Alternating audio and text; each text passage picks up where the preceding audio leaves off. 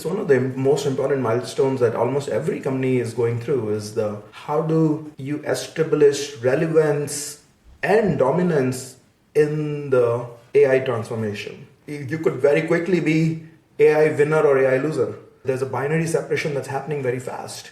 So that is something that, right now I'm going through that iteration of, as a company, we have to get in the AI winner camp very, very strongly. And we have traded on it over the last 2 years. And now we are in a very strong place, but we were not 2.5 years ago when, say, the LLMs and the AI revolution just started. Welcome back.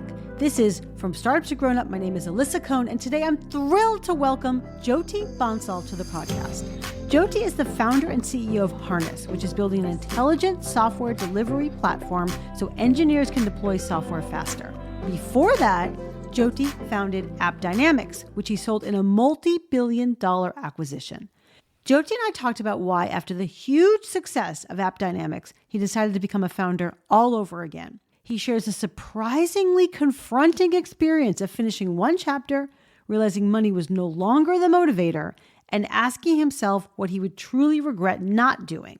He also talks about entrepreneurship as a craft and why founders have to learn to iterate milestone by milestone rather than trying to perfect the whole journey all at once. We also got into what it takes to lead in a moment of massive change, like right now, including how he thinks about founder mode, how he's trying to drive speed and alignment, and the specific practices he's using as a founder to help the company adapt to this AI transformation moment. We also discussed sales as a differentiator, what he specifically looks for when hiring leaders, and the unusual startup within a startup model he's built at Harness to create ownership and accountability. This is a thoughtful and very practical conversation, so please enjoy my great conversation with two-time founder Jyoti Bansal. Jyoti, welcome to the show. I'm so excited to have you. Great to be here, Alisa. I'm thrilled that we're talking. You are a second-time founder. You founded AppDynamics in April 2008, and now you are the founder of Harness and founder and CEO of Harness. And I'm really curious, after you successfully sold your company, we may get into some of the dynamics around that, but you successfully sold your company for $3-point-something billion. And let's face it, you didn't have to do anything. You could play golf, you could do charity, you could do anything you wanted, but you founded another company. But it's so hard to be a founder. What was the thought process that helped you decide, I'm going to be a second-time founder, I'm going to do it again? That's the question. Once my first company was sold, AppDynamics, the first instinct I had was, okay, I don't need to work anymore. I should retire, enjoy other things that was on my list for a long time. And that was my first instinct. So I decided to retire. I didn't decide to start another company. And I had a bucket list of things that I wanted to go safari in Africa. I wanted to hike Machu Picchu. I wanted to trek in the Himalayas. Wanted to see the fjords in Norway. All kind of things like I had. And then, so I set out to do that. In 6 months, all the bucket list was done. And I realized I don't really like to play golf. And then after 6 months, I went into this crisis of, okay, what do I really enjoy? I'm still in my 30s. And in your prime. I really can't retire. And yes, okay, I did financially well and money is not the primary motive anymore and all. So, but what do I enjoy? And I ended up realizing, okay, I enjoyed the founder journey. That is some people will enjoy playing golf. I would enjoy the founder journey. So, okay, let's just get back to what I enjoyed and just do it. Not because I need more money, because, this is what I enjoy. This is kind of my craft. So why not just continue to do your craft and do it? Yeah, I love that. What was that process like, though? Because it's very confronting sometimes. There are actually plenty of first-time founders. They sell their company, they go IPO, whatever it is. And then it's kind of like, okay, money is not really the primary motivator anymore. So suddenly they face almost like an abyss. There's almost a very confronting experience of their identity. What specifically, can you take us back to a moment where you thought, oh my gosh, I really have to think about what am I about besides the fjords of Norway? That is the part, when you are running a company, you're a founder, you're kind of living and breathing and every moment of your life around that. It really consumes you to build a company. And when that exit kind of moment happens, and I wasn't staying at the company that acquired us, and it was kind of a very bittersweet moment. I know, like, we had this big celebration party, like, of like, it was a $3.7 billion acquisition. It was one of the largest software acquisitions at that time. And we had big celebration, and I was coming home from the celebration, and I had a few drinks, and it was happy moment, the happiest moment. But when I coming home, I was the saddest. And I was like, because kind of this end of this journey suddenly, or end of this chapter, and you are in this abyss of what do you do? I feel like, you just have to go through a phase of boredom to figure out what you enjoy, which is what I did eventually, and I went through a very thoughtful exercise of, okay, what do I really enjoy? That's one part. Second part I did was like, what would I regret? Let's say, 10 years, 15 years from now, if I don't do. When I was doing my first company, it was like very kind of single-minded in some ways. Like, okay, I can put other things on hold in my life. I can compromise on other things on my life because I'm focused on it, and I can do them later. And, I was in my, 20s and 30s, and I had time. But when I was starting my second company, I was very deliberate about, I can't put life on hold or things on hold. So I have to go into it very thoughtfully about that.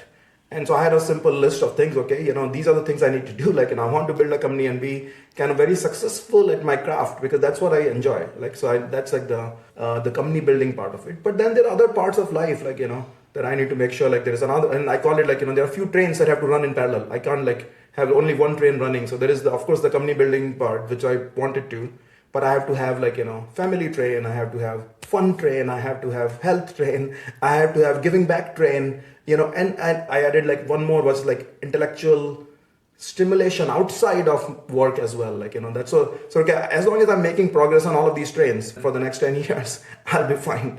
So I cannot do the second company at the cost of like, okay, there's only one train and no other trains, family and health and everything else has to do. And that gave me peace on, okay, I'm ready to do it again. Let's do it. Did you do a journaling process when you kind of got in touch with, what do you love and what would you regret? Was that just like a set of journal questions you asked yourself, or what was that process like? Sort of, like, I like to write, like, so sometimes just to clear your thoughts. These days you don't write, you talk to your AI friends to clear your thoughts, like, but back then, like, you will kind of write up to clear your thoughts, and then to get more clarity. Yeah.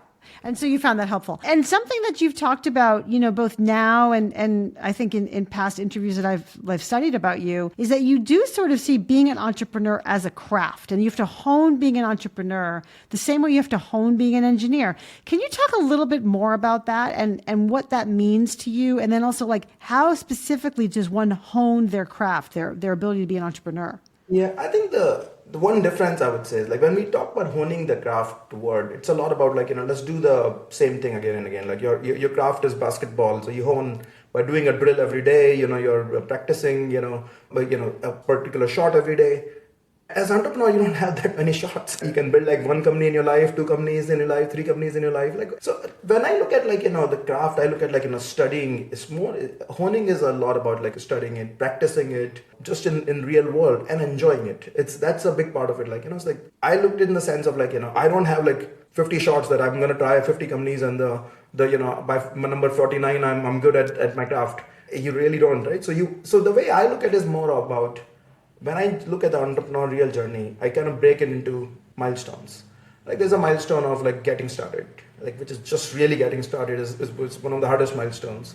Then like, maybe getting initial funding is another milestone. Then like getting your first million of revenue is another milestone. Getting your first product out is another milestone. Getting like, start to go from startup to some scale up to more scale up to more scale up to IPO and, international expansions. And these are all like different milestones. So you have to break each of them into like, so the way I always look at it, like in each of the milestones, you start by, okay, this is what I need to achieve. And maybe you'll fail for the first month, first 2 months, first 6 months, and then you kind of find your way, you create inside that milestone.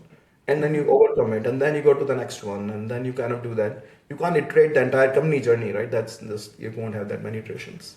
Right. But you iterate kind of each milestone. That's a very interesting way to look at it. I don't want to put you on the spot exactly right now, but like, is there a milestone right now that you're thinking, that you're sort of heading towards, that you feel like you're iterating inside of right now? I mean, there may not be, but I'm just curious if there is. Like right now, it's one of the most important milestones that almost every company is going through, is how do you establish relevance and dominance in the AI transformation, because you could very quickly be AI winner or AI loser. There's a binary separation that's happening very fast. So that is something that, right now I'm going through that iteration of, as a company, we have to get in the AI winner very, very strongly, not just for now, but for and we have to find our way, and we have iterated on it over the last 2 years, and now we are in a very strong place, but we were not 2.5 years ago when, say, the LLMs and the AI revolution just started. We were finding, okay, how do we be the AI winner, not, in that camp in a very strong way, and we couldn't figure it out initially. It took multiple attempts at, okay, what should our product strategy look like, our messaging, our positioning, our technology, our relevance, all of those. But it took us some time to get to that step, but we're not fully there still, but that's the kind of, let's say, the iterative process. But I look at that is so core milestone to what we are doing as Harness right now, that I have to figure it out. As a company, we have to figure it out. It's whatever it takes, we'll have to figure it out. When I was starting my first company, the first milestone was just getting funded. I was just first time engineer turned founder. I didn't have much money to start going myself. The goal was very clear, get funded and get some venture capital so that I can start the company. And I got it was a 6-month iterative process. I got 30 rejections from VCs before I got my first offer. So but you kind of iterate on after every rejection you learn okay, what went wrong, why did I need to refine my story, I need to refine my position, I need to provide this evidence or whatever it is, right, to so that you can achieve that milestone. Once you achieve that milestone, now it's okay, I need to find a product market fit that people want. And we failed in the first few iterations on that too. It's okay, we build something, get some thesis on the product, you bring it to the customers or potential customers, they didn't really want to buy it, or it was, then you kind of iterate and pivot and find your product market fit. But that is kind of the entrepreneurial journey, that you kind of keep finding your way inside each of those. Yeah, and you keep tinkering. There's so much to ask you about that. But just coming back to this AI moment, which is so important and transformational. And I would just say, I just talked to the founder and CEO of Whisper. And Whisper's AI dictation software or transcription software, or not software, a tool. And it's amazing because him and the company were born during the AI moment. So there was no transformation necessary. Mm-hmm. But there are so many companies and founders, including you in Harness, who were born pre-AI, pre the AI moment, and have now had to really undergo that transformation. And it is clunky and challenging and also high pressure. And I'm just curious, what did you do to get on that train? Did you pull your team together? Did you have conversations? Did you kind of jump in? Did you have the right level of executive leadership? Take us to the moments where you were realizing this is super important. We got to figure it out. And the things we've done so far are not working. One thing I'll say, we had a unique advantage that when Harness was started in 2017, the headline in press was Harness brings artificial intelligence to DevOps. And that's what we have been doing, but this was the definition of artificial intelligence was very different. Yeah. It wasn't LLMs, it wasn't, generative AI. So it was different era of AI, and many times people will not even call it AI, right now based on what it used to be. So we were we started from the very inception, even before this AI moment, to be in an AI company for the AI technologies that are available and bringing it to our products and our customers. But this was still a very, very transformative moment. The primary transformation here is what Harness is in the business of. People software engineers write code, and now you have to do everything after the code process of testing, securing, deploying, optimizing, all of those things. But the writing code is completely, very quickly moving from humans writing code to AI writing code. So now it's a very different world. So we had to adapt fast on it, right? So now as a founder, as a CEO, I know a couple of years ago, there was this conversation on the founder mode and this is that moment, there is no, the sense of urgency is so high. You just have to lead it from front. That's what I do. There is no other option. What are the things we need to transform? We can't go through the normal, the organization moves slow. You go three or four layers. So I talk to some senior product leader and they talk to the product manager under them and they talk to, and now we have 6 months later, we're doing something. We don't have 6 months, and I tell people we got to move in the pace of 2 weeks, a week, it's not, for months and months for things. And some of it is, so you have to kind of put a lot of energy on alignment very, very fast, not like, weeks and months and, or quarters of alignment, fast shipping of things, quick decision making, and also bold transformational thinking when needed. Like in Harness case, we are completely rebuilding our, we have thousands of customers, hundreds of millions of revenue, a product platform that has evolved over 6-7 years. We're fully rebuilding the entire user interface, how people interact with our product. We're fully rebuilding our pricing, strategy. And these are big, big moves that, normally companies will go through like multi-year transformations to try to do those, and you go through slow, but you have to commit to it and get it done fast.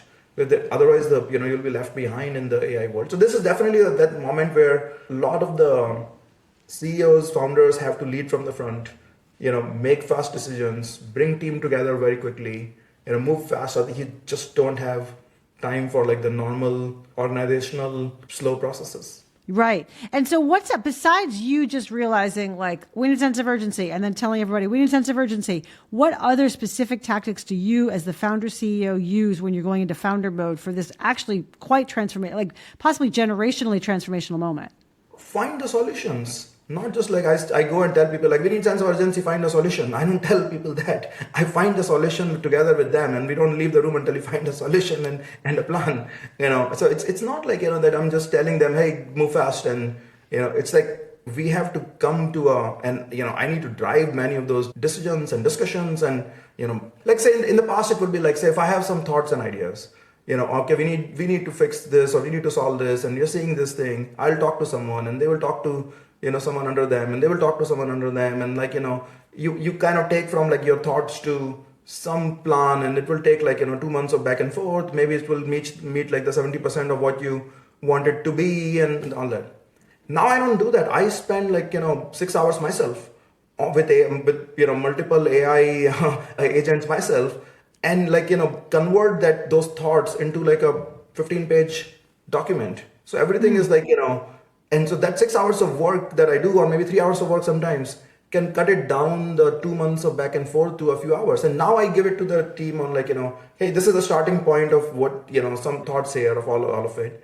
So we don't have that 2 month, 3 month back and forth and like things lost in translation, because there is an advantage of moving fast by like and that happens at every level, not just at my level. Like now at the next level and the next level, like we can move fast, like just not go into like a high level discussion and someone coming up with a plan, and then you just go into it, create a mock together, like we get in a meeting, like on a Zoom call, or like in an office. Like don't just go back and forth. Let's just build it right now, like in the meeting, like and at least a prototype, a mock, so we can all align on this is what we want to build.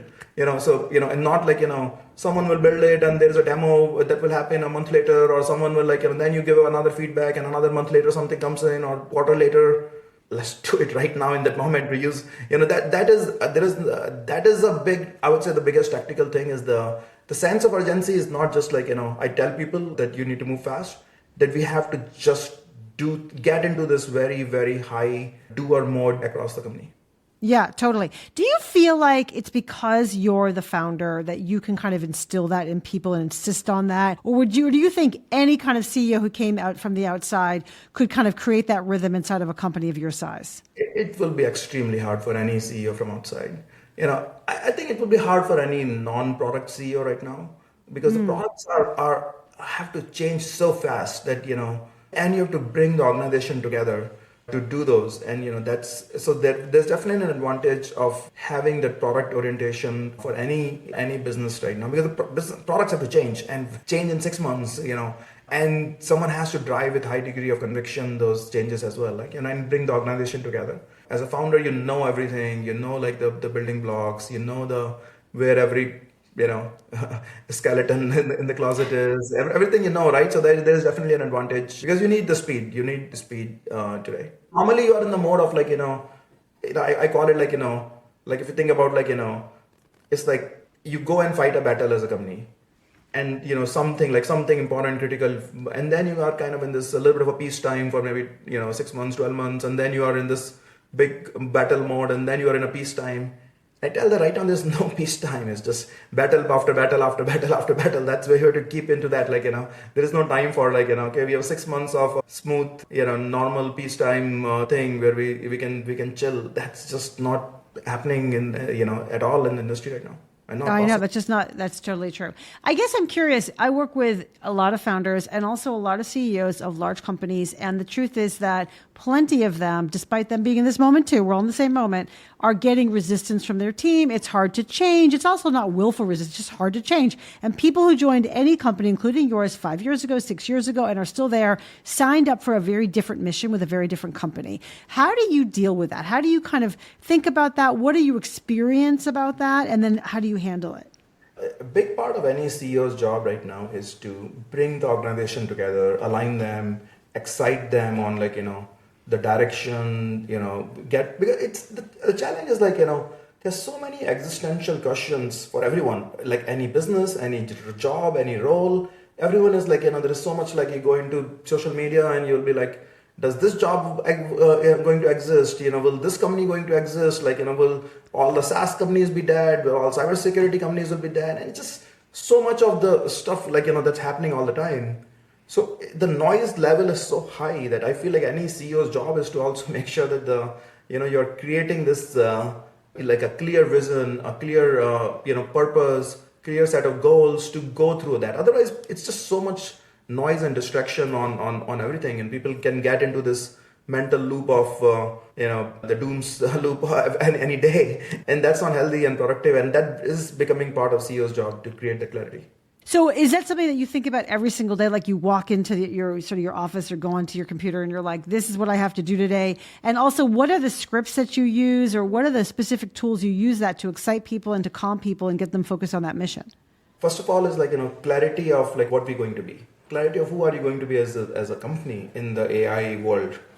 Second is okay, how are we gonna compete? How are we going to differentiate? How are we going to have the long-term moats? I think the more clarity of those and alignment, where you have the most of the company bought into it, or at least and it starts with you have your senior team is bought into it, and then you have the rest of the company is bought into it. That's very, very key. Otherwise, everyone is questioning it all the time, which is a valid thing. If you don't create the clarity, everyone, including and I encourage in the company discussions and debates and arguments, and those are healthy part of it. But it's very also important you answer those and you create alignment through after those.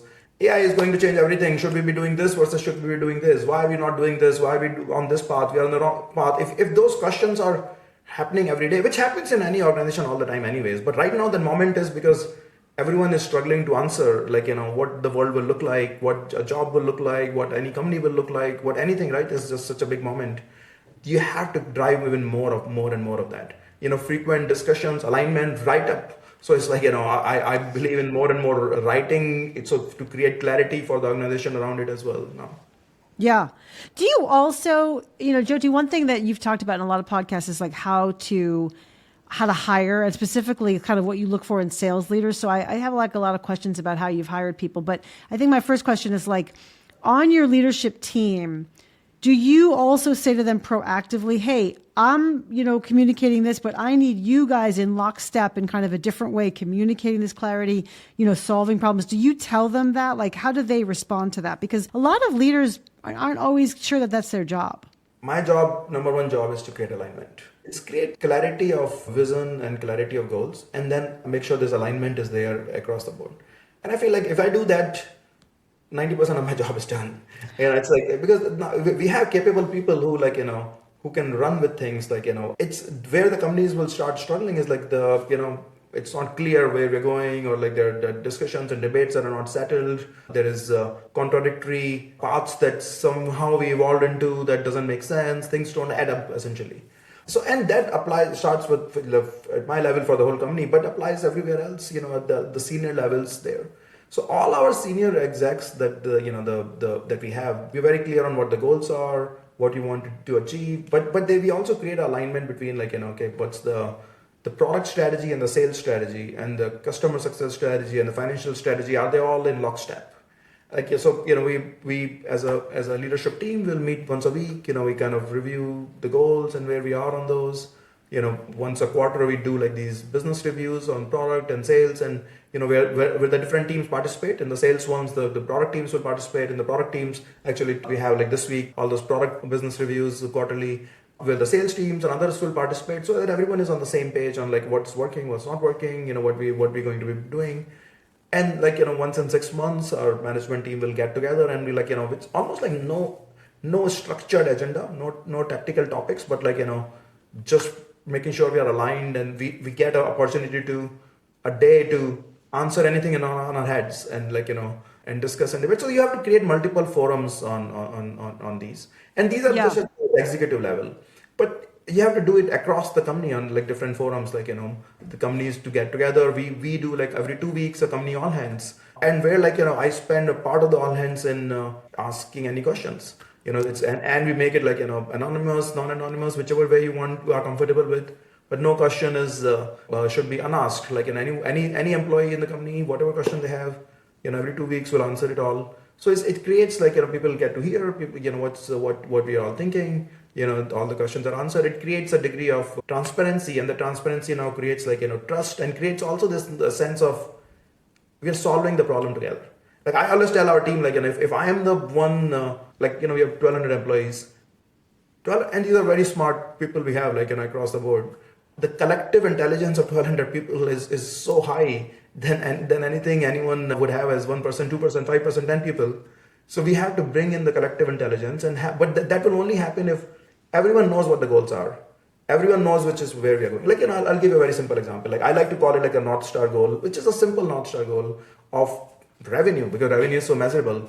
Like, we want to be $1 billion of revenue by this year. And we set that goal, like, I said it like, when we're just starting as a company, and people will be like, $1 billion of revenue, that's too crazy. And, but because I was second time founder, people still call me too crazy, but like, but then we said it, okay, we have 100 million revenue goal by this time. And this is kind of the plan. And this is, this is the $1 billion revenue goal by this time after that, like, that's, and this is like a tentative high level plan and roadmap towards it, right? But now it's like, what happens over time is like, the organization, our 1,200 employees, like right now we are on the path to like, getting, to $1 billion in the next few years. But we're at a point where like no one is asking like, is it possible? Is that the goal? Everyone is like, to get to $1 billion, we need to fix these two things here. We need to do this. If we don't change this here, we'll have this problem a year later or 2 years later. So everyone is thinking on that, like, the goal is internalized. Like, that is the goal. Like, it's almost like our destiny that's gonna happen. Now everyone is trying to find a way to how do we get there, what will stop us there. So it's not just me, like, everyone in the organization. And that creates the right, that's kind of so same applies to now this AI moment. Like, it's like, ideally you want like, okay, you have clarity and thoughts, but also like everyone is trying to solve that problem together, like the entire organization. Like, it's not just my problem, it's like every employee in the company, everyone in every role, like, we solve that problem, and that's what to get to the next level.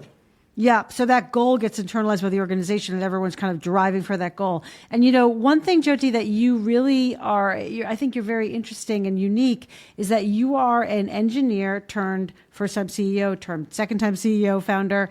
And yet you are very sales-oriented and very revenue-oriented. And that's not always true of all engineer founders. How did that happen? It's very clear, like, products don't mean anything until you have revenue. Revenue is the only lifeblood of any business. And of course, over time, profits, revenue converts to profits, but at least like as a tech startup or you start with the revenue. That's how we build a business. And it's not like, I knew the sales, go-to-market skills and all of those, but you learn it, like, and you put more energy into learning it, because that's not something you, like, when I was, as an engineer, I practiced as an engineer. I knew like, how engineering works. So it's like, it's a natural progression. As a sales, I never practiced as a salesperson, except like, when I was a kid, I helped my dad in his shop to sell. So I had my sales experience from there. Like after school and weekends, you will go to my dad has like what you call like a mom and pop shop, and you go and be a salesman. I had that as a kid, but I didn't really professionally work as a salesperson. So you have to do it. Like, there is no other way. Like when I started my first company, this was, right before the Lehman Brothers, the financial crash of 2008. So like it's like 6 months before that. And then this crash happened and there was no funding in the market. There was like, no, and I knew like, okay, the company is going to die. All the startups were dying around us at that time because there was no venture capital funding until we get to revenue. And I couldn't afford to hire salespeople because, we didn't have, there was like a very lean funding time. So I had to figure out how to be a sales rep myself. The part of it is like just was forced on me to learn and be, but then also over time I realized like, at my first company, like, we grew to, we had really good product, we had like, not like, we were not putting that much energy in sales, and we were growing to like the first 10 million in revenue.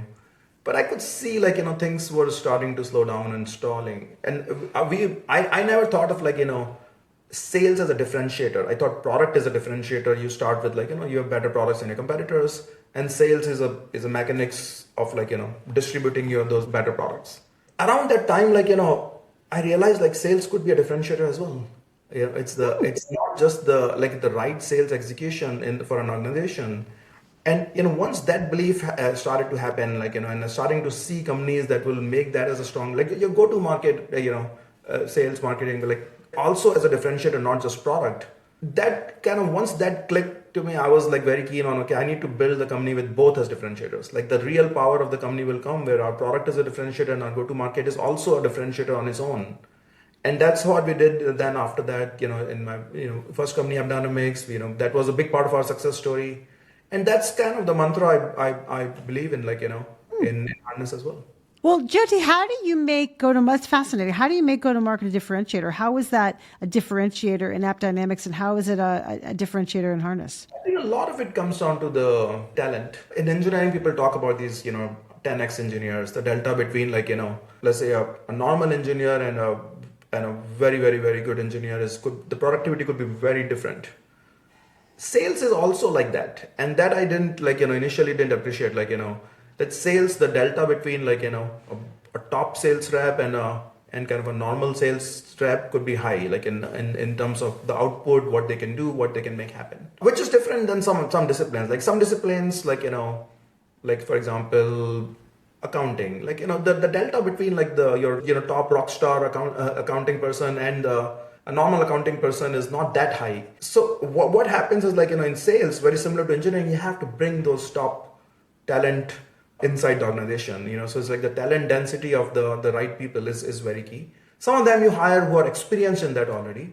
Some of them you develop. So you create a sales organization where, you develop those people with those kind of top tier skills. So you need the right sales leaders for that, like, the right who would know how to develop them. They have a framework about developing it. So it's all, the talent is the first part. The second part on a sales go-to-market as a differentiator is that is it running as a more organized machine process, or is running like kind of like, like when I was starting my first company, I never did sales. My perception of sales, especially like enterprise kind of sales, was like, these like, slick guys with slick hair, they go play golf with customers and find deals and all. Like that's what a salesperson does. That's what my perception was. And there are people who kind of pitch you like, that's what they pitch to like engineer turned founders, because that's what people like, think that's what I realized was like those are not scalable sales people or a sales organization or a go-to-market organization. The scalable go-to-market organization there is a structured machine, like, how many calls you're going to make, how many people you're going to reach out, what is the conversion rate, what do you speak in those so that you convert better, how do you go to the pipeline, do you do the right qualification. And the difference between a well-structured go-to-market organization versus like a, unorganized or like, just do like, someone is very highly magical and building relationships and all, which is, you can build business by doing those, but that doesn't scale. So that's, when I look at like, go-to-market as a differentiator, that's the second part of it, like, the structured, organized process and a machine around it. I love that. And when you were you were the founder of AppDynamics, and you couldn't necessarily hire all the salespeople, and you had to figure it out yourself. I guess I'm curious, like, what are the first few things? Like, if you had to now give advice to a founder who was on a shoestring, had some funding, but had to go out and do sales, him or herself, what specific advice would you have for them? Two things. One is like you gotta appreciate sales and learn it. Like, as many times as product engineering founders, you start by not appreciating it. Like, it's like it's a different skill. It's a different mindset, different motivations as well. Like, in a lot of, yes, everyone wants to make money and all, but in product is a lot about also like making a difference, solving hard technical problems, passionate about the challenge you're doing. The motivation in sales is a bit different. It's more about like, kind of that mindset of like, the hunter and, you eat what you kill, that kind of a more of a competitive mindset around it. And, it's just a different mindset. And you have to appreciate and respect that first. And then and as any founder, CEO, and like, and you start building people, I see like, and which I had the same kind of mindset, like the first time engineer turned founders, CEOs. The salespeople they get more attracted towards are the ones who are like kind of like more intellectual engineer kind, which may not be the best salespeople for an organization, because that's very different skills. It's the, and that appreciation is step one. Then step two is the appreciation around the slick people doing their relationship stuff. It's mostly it's a machine. It's an engineering problem there as well.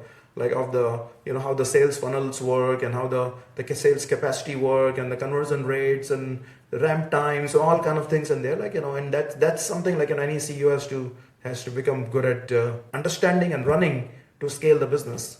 The one caveat to all of this now is like, things, one thing I'm always very clear, like, things that work for me at AppDynamics many years ago and things which work for me at Harness many years ago too, it may not necessarily be the one formula that works for everyone, for every company. Like, there's so many transformations on like, that have happened over time, like, open source software, product-led growth, now AI-led growth, they're all kind of different ways. You have to figure out the right go-to-market. Like, it's not necessarily, if your business is selling to enterprises, that's a different business. You're selling to SMB, that's a different business. You're selling to consumers, is a different business. You just have to figure out what is the right go-to-market model and have to become very good at it. Because some company with a slightly inferior product may still outcompete you if they have a much superior go-to-market. And over time, because they have superior go-to-market, they got more revenue and now they can fund more the R&D to get the product to become better. So you don't really want that, your competitors to get away because they had superior go-to-market. Yeah, absolutely. Because they can just keep reinvesting and then outlap you. I think that's really powerful. And also such an appreciation for, really the sales function. And if you're thinking about hiring a sales leader, let's say early stage, super early stage, and like later stage, what advice do you have for founders? Because very often it's just like this black box of like not knowing how to hire a sales leader. So what advice do you have for founders in early stage, how to think about hiring, the kinds of questions to ask, and then later stage, the kinds of questions to ask? Yeah, I think for hiring for sales leaders, like good salespeople are good storytellers. They will, so you have to be careful about that. As someone who never hired a salesperson, like, when I was starting my first company, it was kind of a tricky thing. Like, they all interview really well and say all the right things. Like, who do I... They look good. Yes, look good. Yeah. Now it's like, okay, who do you hire? And to me, it was very clear, like, ultimately, it's all about the track record. Like, what they have done in the past. And, maybe they have not... so I look at like, when I talk to any salesperson, like whether it's a rep or a leader or whatever, like let's say if you look at their history, like, of every year a salesperson has a number, a quota. And like, what did they do against it? Like, whether it's a leader, as a rep, and it's okay if you didn't do it, but do they really understand like why, they didn't do it? Do they really understand the nuances of it, what they could be done better? What was the challenges? What were the gaps? Do they take pride in the number? Like, if I see a salesperson who's like really never even talks about their numbers ever, to me it's like, that's not how they're oriented then. Like, they're not oriented towards the goals and the numbers and the quotas.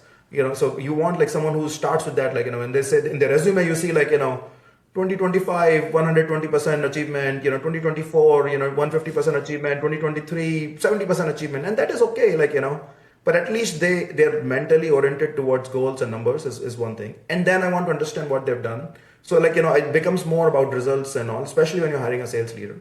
The second thing, like most of the times founders, when you're starting a company or like, you're at that point where you want your first sales leader, the question is like how senior you want to go. Like, do you want to hire a sales rep? You want to hire a sales, VP? You want to hire a CRO? You want to hire like, sales manager? What level you want to hire? And that's always a tricky one. Like, I tell people like, and people ask me this question all the time. I say like, if you know how to manage sales reps, hire sales reps. But if you are an engineer who doesn't have no idea how to manage sales reps, try not to, like, if you can afford, hire a sales manager, director, VP. And hire someone who has operated at least the scale you want to be a year or 2 years from now. So let's say you are projecting 10 million of revenue, in 2 years, or 20 million revenue. So that's someone who has operated that scale. Beyond that, yes, they can maybe learn, maybe they cannot learn, you have to change it, but at least try to hire someone like, who has already operated. So you're de-risking the learning curve for them. It's not the first time, like say you are at a million revenue today and you're hiring your first sales leader, and you're projecting 10 million in the next 2 years. Try to hire someone who has whatever level they have operated at a 10 million revenue scale, maybe as a sales manager, as a sales director, as a VP, whatever it is. So you get that experience. Normally that's the advice I give to people. Yeah, that's very good advice. And then once you hire them, how do you think about onboarding leaders in general, but also specifically sales leaders? Because the problem is that they're there for a year and it's like you're thinking, I don't think it's working, but they tell you it's working because they're great storytellers. How do you stay close and how do you touch in to make sure that this is actually the machine you were hoping to build? For me, it applies to all leaders, not just sales leaders. Onboarding leaders, and I've learned through hard ways, iterating on that too, is what is the right way. And what works for me is two things. One is first is one I call the mind meld phase, which is 3 to 6 months, where any leader you hire, you have to make sure you understand how they think and they understand how you think. So initially you have to be more involved. I've had leaders where I had this very senior executive and now they started on Monday and I don't need to be involved on this. It's their job. And sometimes, the reality is 6 months later you figure out okay, they are not doing a good job. And I give them feedback and they say, hey, why didn't you tell me this before? That you wanted it this way, because I didn't go through the mind meld.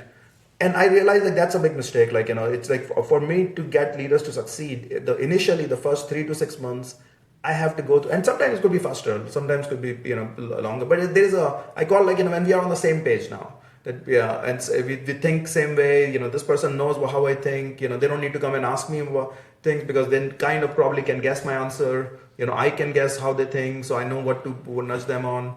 So that mind meld phase is very important. The second part is transparency on numbers everywhere. But that again is not just for sales. I strongly believe in transparency on numbers as a key tenet of the organization. We are at Harness and AppDynamics, we are fully transparent on everything. Every sales number, pipeline, how many reps we have, where things are, revenue, marketing, demand generation number, product numbers, customer retention numbers. We share everything in our. It's all open, except people's compensations and all. And then we share in the company all hands every 2 weeks. We talk about those. So everyone is aligned on the same numbers. So you can't hide. It creates accountability to everyone. It's not just accountability to me as a CEO. It's accountability to the entire organization. An entire organization can see, that we are behind here, or these numbers look strange, or this look, not on the right track. And so it's just those conversations are happening and you're trying to solve those problems instead of and it doesn't happen 100% how I would want it to be. Sometimes the numbers get fuzzied, sometimes the numbers the definitions are not clear, so those kind of things happen and you have to kind of keep at it, clarity of numbers and clarity of how you talk about those, and everyone is speaking the same language on what this number means versus not, things like that. Yeah, it's a lot of intention. It's so funny that you're talking about this, and it really is there's so much about kind of the operating mechanism of the company and also dealing with people and communication and alignment. And I really think that many founders don't realize that that's actually the job. When you're successful, that's the job. Your first early years are doing everything. And then at some point you got people around you to do everything. And then your job is to make sure that transparency is happening, that communication is happening. Did you know that going in, or is that something that you kind of learned along the way? Yeah, no, I didn't know that going in. As first time CEO, of course you learn through it, through that iterative process. Initially, yes, my inclination was do it all myself.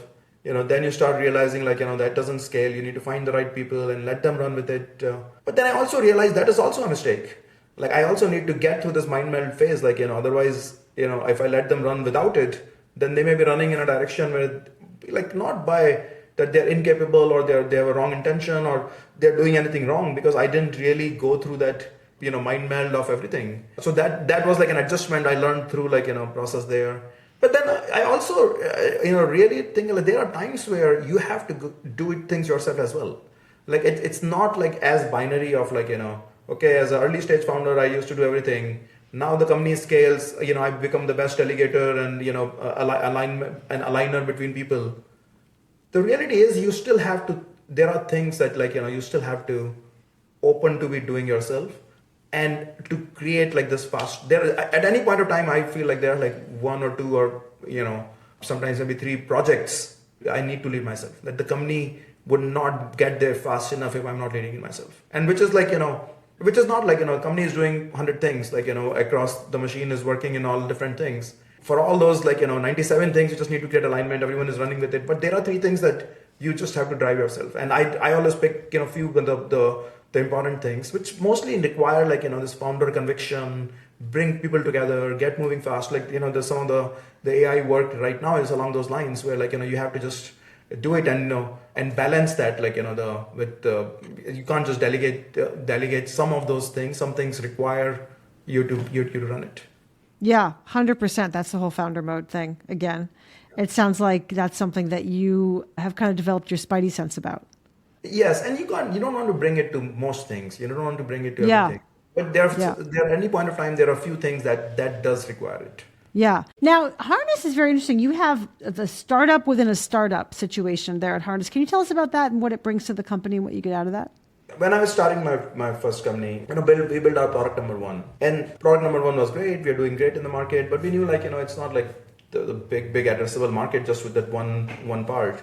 We need to build our product number two. And, we started building product number two. And it wasn't really as good. We didn't have that degree of same degree of do or die hunger that we had for product number one, as you're starting the company. And then you build product number three, it was kind of the same thing. And at some point I started realizing, okay, why is our product number two not as good as product number one? Because product number one was a startup, at that time, 5 people. And, it's build it or die, succeed with this product in the market, compete with it, or your company goes away, right? And you are fully motivated towards it. There is no hiding behind something else. There is no, there's clear accountability, clear ownership, everything So I was like, why don't it's we're struggling in this product number 2, 3, 4 to be as good. Why don't we bring it the same thing to them? Because it worked for product number one. So why don't we try to bring, which is really ownership, accountability, remove the organizational barriers, create this kind of the incentive to win and compete and, on those products. And that's when I started calling it startups within startup in AppDynamics, my first company. These are these are essentially why don't we operate as the startups that I know that for the first startup when we were small, 5 teams, we could build great products and succeed. So why can't we do the same concept in our second and third and fourth and instead of these mediocre second, third, fourth products? And then that thing started to take off and I was starting to learn some lessons. And that's was a big part of the AppDynamics growth that we were having when we were going IPO and when we got acquired. So at Harness, I kind of started building the V2 of that startup within startup, in a much more advanced, rigorous kind of model, which we have at Harness, which is so Harness, we started with one, we call them one product, we call them modules for we are going after this massive, software engineering ecosystem. Software engineering is there is coding that happens, and after coding, there are 30 different things you have to do, all kinds of testing, security, compliance, deployment, all work. But each one of those are different products. So, but how do we build 30 great products? Or, that's the way our addressable market is. We can build a massive company, build big platform company, which is what I want to build. But I need to go build world-class products for each of those. And those startups, that kind of the startup mindset of build the best products and compete in the market in each of those and have that hunger and that the do or die mindset, the survival of the fittest mindset for each of the products, that is needed. So that's what the startup within startup model inside Harness is. So Harness, we started with one product, and over the last 5 years, we have now grown to 16 products. So these are 16 different startups that run inside Harness. So every startup has a product-oriented leader, who's think of a startup CEO, and they are responsible for revenue of their product, to competing for their product in the market, for retention, customer success, and they get advantages of all the platform, but their goal is very simple. Compete in the market, be best of breed for your product, your startup. You're accountable for revenue, you're accountable for customer happiness and retention there. And that's really it. And use what you can use from the rest of the organization, but your job is to win in your area and compete, and then we create a whole funding model around it also, like very Yeah. similar to like external funding model, like, where, so if you How does that start work? it's kind of think of like, when you start a new startup, we fund it with like 5 people, which is like a seed stage startup. Like then normally, which will be if you go out in Silicon Valley and you have a seed stage independent startup, that's what you probably have, right? And then once you cross 1 million in revenue, it will become like a Series A startup, and then we'll fund it more with more people, more engineers, etc. Become 5 million in revenue, you become a Series B startup, you kind of fund you more. You become like 20 million in revenue, you become Series C startup, we kind of give you more funding, more things. You start becoming 50 million in revenue, you are a Series D startup, and so it's really like, it's not too different than how outside it works in Silicon Valley, like with VCs, the funding model. We internally do that as a framework, like, so it's really just based on revenue milestones. And it's okay to fail also. Like, if we start a seed stage company and it doesn't work, we are not getting to the million of revenue, we are not getting the right product market fit. It's great. Like, it's a low cost startup experiment for the company, which is very important. Like, and you have to make sure like there's no stigma around failures. Our team is not like, too worried about it. Like, that if their seed stage startup failed, that means like, their job is online or they're not gonna get to do anything else, or etc. Like, so culturally you have to create like, that we are taking the chances, taking the bets, and these startups kind of start to grow. A big part is ownership and accountability. Like, it gives people the sense of ownership. It gives people accountability, which people thrive in, like, in building it. And we get the rest of the platform, like our go-to-market platform, and everything to use. So that gives you the platform advantage also. The accountability, we also don't do like, bundling too much with our customers. Like, we tell our customer, out of the 16 products, each product you use if you think it's the best of breed. Otherwise, you can use our competitor for that one thing. So you can three of our products, or 5 of our product, or 1 of our product, or 10 of our products. But we have to earn our business on each one of those. So it creates our accountability to the customer. It also creates internal accountability. Like, if it's not a good product, the customer doesn't buy, we tell them like, don't just use the things that you think are good. It works very well. Like, we have grown from driving a lot of our growth acceleration. We have like people with high degree of ownership, around building these. People are like, high degree of competitiveness to compete and win in the market for their areas. And, I think we can continue to build like, maybe like normally like 2 or 3 new startups every year. That's fascinating. But where do they sit in the org chart? Because they're part of your company, but they're sort of these little entities out in themselves. They're all organizationally, they are all part of Harness. They Right. sit in the product organizations mostly. So Okay. like, we have these 16 startups, but like I can't have all 16 directly report to me. So so they report into 6 general managers. So every general manager has like 2 or 3 startups they operate, and then those 6 report to me directly.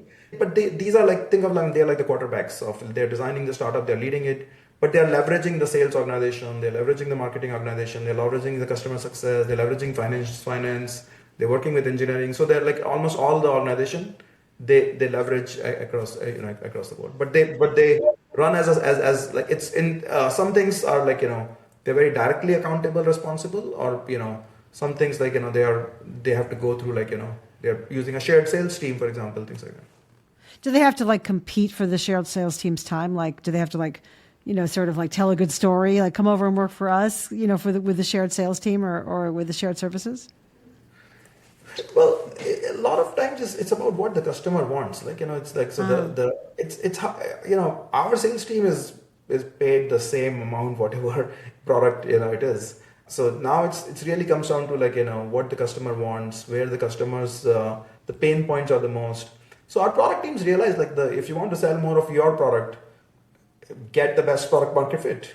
That is if the customers are asking for something that will sell, and that's what the salespeople will want to sell. So it's all about build the best product market fit. Of course, you have to enable the sales and marketing with the right messaging and all, and that product will sell.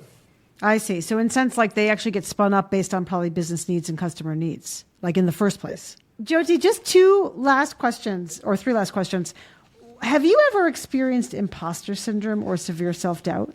Self-doubt, yes, it happens, when it's part of the entrepreneurial journey. Like, you have high highs and those low lows, and all those kind of moments happen. Like, when you're doubting, can you, make through things or not?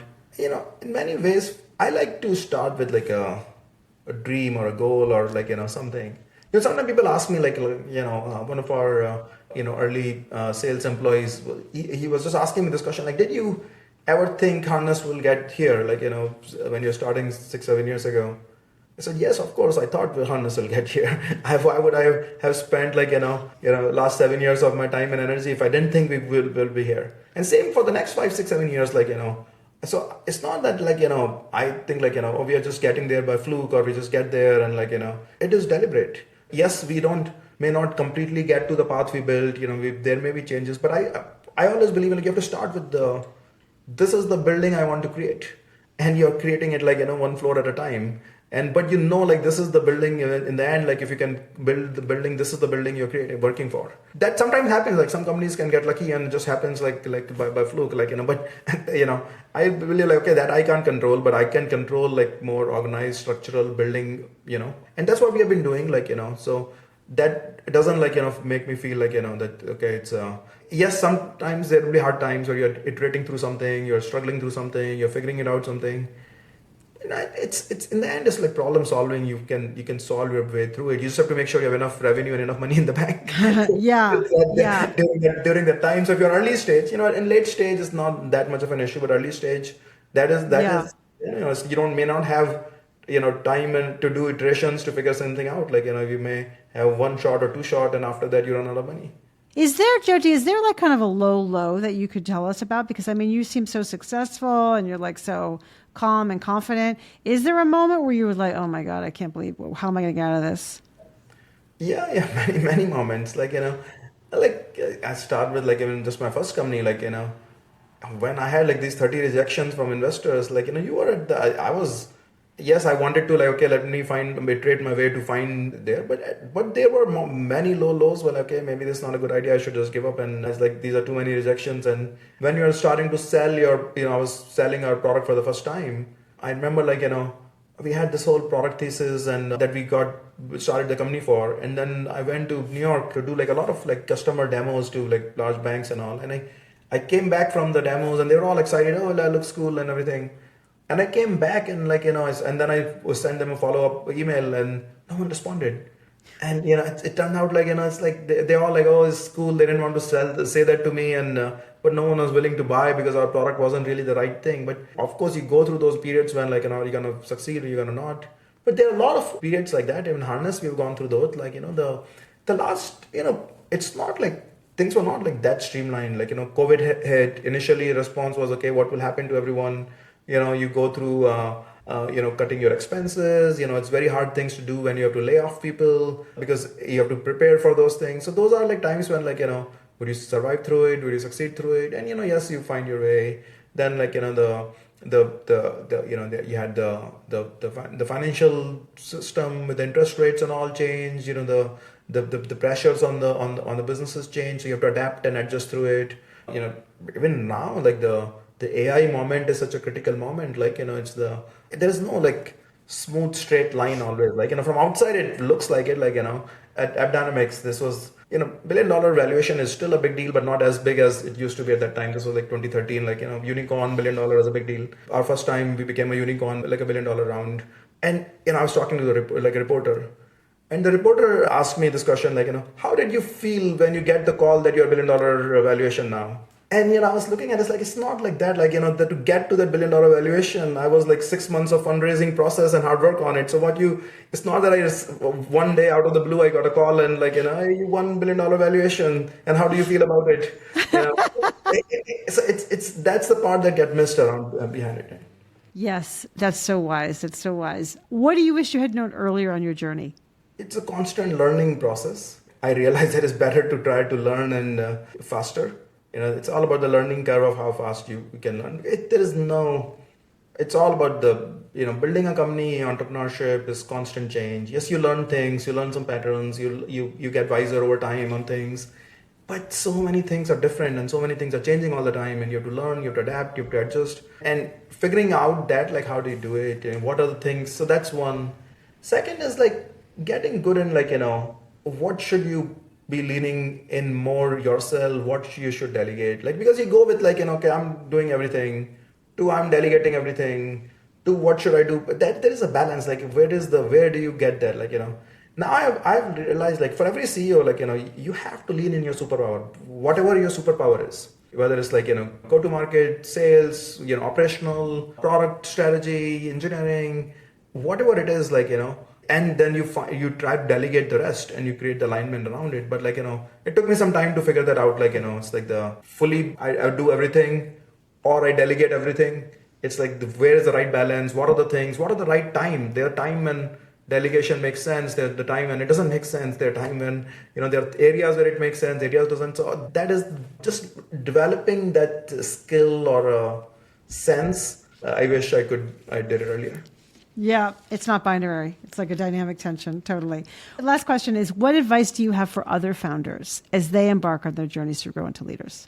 I would say that it's constant evaluation is definitely one. Like every step of the company is different. There are different skills that you have to learn. So you have to be open to doing that. The advice I give to people is like, just think of like, okay, what do you need to achieve in the next 18 months as a goal as a company? Like, that I want to go from, today we just started the company. I want to become the first 5 million in revenue in the next 18 months or some goal, right? So what skills you need to have as an organization and as a CEO to get there. So maybe the goal is, okay, in the first 18 months, we just need to build our product. So the only skills you need is engineering and product skills. But if the goal is, okay, we need to also get revenue, then and 5 million of revenue, I need salespeople, then you need to develop that skill. And then let's say now is the next goal is go from 5 to 25. That means you have to have like 300 people in your organization, and 300 people needs like now the people management skills at that level as well. Like, so now that's a skill you need to develop. So the advice I give to founders, like, first of all, like, don't go too far. Sometimes founders go the inverse of it. It's like, I'm reading this book about like, how about 10,000 person company operates and CEO operates there. And you're like, it's like, don't waste your energy on that. I don't know. It's like, just find what you need to achieve in the next 18 months, what skills you need. Just focus on that and concentrate your learning, and you go deep into learning everything about that and becoming good at that and achieve that. Now you go to the next thing and you say, okay, what do you need to learn and achieve? And there's so much information and so much learning like that overwhelms you as well. Like, you learn what you need like for that period, become very good at it, then go to the next level is what I normally tell founders. I love it. Very powerful. Jyoti, you're amazing. Thank you so much for this conversation. It was really, really valuable. I know people are getting a lot of value out of it. Thank you so much. Great conversation and great to be here. Thanks for listening to From Startup to Grown Up. If you like what you heard, give it a review on Apple Podcasts so other people can find it. And if you know of a founder or someone else who is meant to be on this podcast, drop me a line through my website, alisacohn.com.